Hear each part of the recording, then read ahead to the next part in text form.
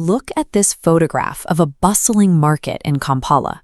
A complex system like this requires a continuous influx of fresh goods and a dedicated mechanism to cart away the resulting refuse. If the garbage collection stops, the pathways clog. The environment rapidly degrades, choking on its own degree until normal operations collapse entirely. Your body operates on the exact same logistical principle, but at a microscopic scale. Every one of your cells is a tiny engine, constantly running chemical reactions to keep you alive. And as those reactions fire, they generate their own internal refuse. We call this metabolic waste. When your cells burn glucose for energy, they produce carbon dioxide and water. When they break down excess proteins, they generate a highly toxic nitrogen compound called urea. Left inside the cell, these chemicals act as poisons.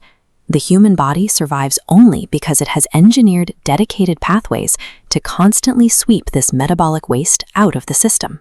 But before we map those pathways, we have to clear up a widespread biological misunderstanding. The solid waste you expel in the bathroom, feces, is not actually an excretory product. When you eat, food travels through the digestive tract, essentially a long, continuous tube running from mouth to end. The material that your body cannot break down stays trapped inside that tube. It never crosses the boundary into your bloodstream or enters a single cell. Pushing that unabsorbed, undigested matter out the other end is a physical process called egestion. True excretion is strictly the removal of chemical waste that was generated inside the body cells during metabolism. The distinction is vital. Egestion clears a hollow tube. Excretion filters the internal cellular environment itself. To clean that internal environment, the human body relies on a specialized macro network of 3 primary organs, each intercepting different waste products from the bloodstream. The lungs act as a massive gas exchange surface. With every exhale, they purge the volatile carbon dioxide and water vapor generated by cellular respiration. The skin serves as a dynamic chemical regulator for the internal environment, actively shifting dissolved compounds through its surface. As blood flows near the surface, specialized glands extract excess water, dissolved salts, and trace amounts of toxic urea, pushing them out through the pores as sweat. But the absolute heavy lifters of this system are the kidneys. These 2 bean-shaped organs handle the bulk of your metabolic filtration. They constantly scrub the blood of its most dangerous byproducts, concentrating excess water, salts, and the vast majority of your body's urea into a fluid called urine. Together, these 3 organs operate as precision escape valves. They vent specific metabolic poisons before they can reach a density that would suffocate the cells. The efficiency of the kidney comes down to its microscopic architecture. Inside each kidney are roughly 1 million independent filtering units called nephrons. The core action happens where a knotted cluster of blood vessels, the glomerulus, fits perfectly inside a cup-like structure called the Bowman's capsule. This junction relies on a purely mechanical process known as ultrafiltration. Blood arrives at the glomerulus under immense arterial pressure. That high pressure creates a physical squeeze, forcing the liquid component of the blood against the porous capillary walls. The pores are large enough to let water, dissolved salts, and urea molecules slip through the barrier and drop into the Bowman's capsule space. It operates on the same logic as a tea strainer, separating fluid from solid leaves by size.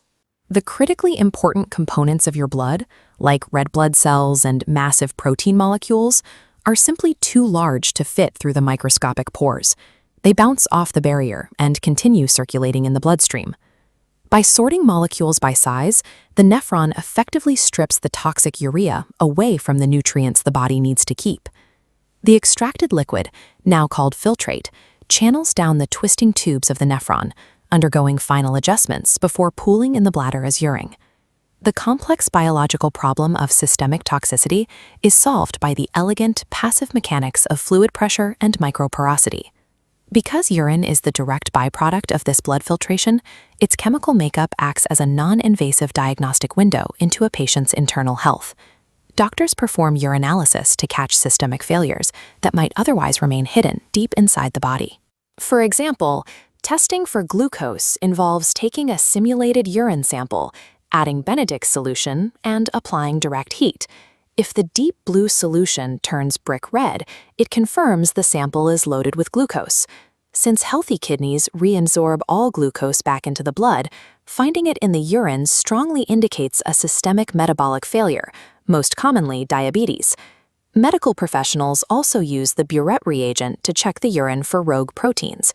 A chemical shift from blue to purple signals a positive match for protein molecules in the fluid. Remember the mechanics of the tea strainer. Proteins are massive biological structures. Under normal conditions, they are physically incapable of passing through the capillary walls of the glomerulus. Therefore, the presence of protein in the urine points to a severe structural degradation. It means the microscopic filter inside the kidney is physically tearing. This raises a critical question. What happens if the delicate nephrons fail completely and the physical filter stops working? Without an exit route, the toxic urea generated by protein breakdown backs up into the bloodstream, rapidly escalating in concentration and crashing into healthy cells. This unfiltered buildup disrupts internal cellular chemistry, triggering severe systemic illness and ultimately a total metabolic shutdown. To keep a patient alive when natural filtration stops, medicine must intervene with artificial filtration, a process called dialysis. Looking at this historical image of an early dialysis machine, you can see the sheer scale of the engineering required to replace a human organ. These machines act as massive external nephrons, manually pumping the patient's blood through synthetic membranes to recreate the pressure sorting normally done inside the body. Whether driven by biological tissue or an external motor, the mechanical reality is identical. Without the continuous, active extraction of waste, the body will swiftly poison itself. Maintaining this internal filtration system requires daily preventative maintenance. Proper kidney function demands a steady intake of clean drinking water to provide the fluid pressure necessary for ultrafiltration. And once that metabolic waste leaves the body, it must be safely disposed of through proper sanitation systems to prevent environmental contamination and the cyclical spread of disease. Summarizing the system in this matrix clarifies human excretion. Lungs handle carbon dioxide, skin manages sweat, and kidneys filter toxins into urine. Notice the chemical products. True excretion is the targeted expulsion of specific poisons generated by living cells.